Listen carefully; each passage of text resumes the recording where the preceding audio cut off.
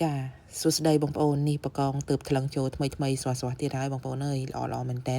អញ្ចឹងបើសិនជាបងប្អូនត្រូវការកក់កំងបកងសម្រាប់ថ្ងៃជួបជុំបងប្អូនក្នុងថ្ងៃចូលឆ្នាំខ្មែរនេះបងប្អូនអាចធ្វើការកក់កំងពីឥឡូវទៅឲ្យហើយណាបងប្អូនណាគឺសារសិទ្ធធានាជូនបងប្អូនសិតតែស្រស់ហូហូបែបនេះណាបងប្អូនណាគឺថាល្អមែនតើចាហើយហាងយើងខ្ញុំក៏មានសេវាកម្មដឹកជញ្ជូនគ្រប់25ខេត្តក្រុងទាំងអស់ណាបងប្អូនណាសម្រាប់ខាងពេញអីគឺបានក្នុងថ្ងៃតែម្ដងបងប្អូន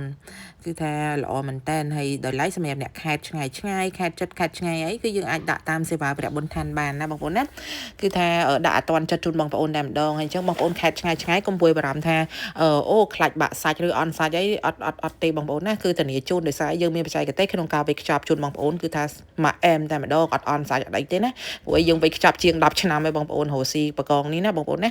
ចាគឺថានេះគឺសកម្មភាពវាយកេះបកងជូនបងប្អូនណាតាមបណ្ដាខេត្តក្រុងអញ្ចឹងបើសិនជាបងប្អូនត្រូវការបងអាចធ្វើការកក់កំងពីឥឡូវនេះទៅហើយណាបងប្អូនណាហើយក៏អរគុណមួយទាំងអស់ទាំងមួយចាស់ទាំងមួយថ្មីដែលគាត់នៅតែងតែជឿជាក់និយាយទៅគាត់ជឿជាក់តែម្ដងកំងហើយកំងទៀតមួយខ្លះគាត់និយាយទៅសិតតែមួយកាន់ឆ្នាំហ្មងគាត់កំងមួយខែអី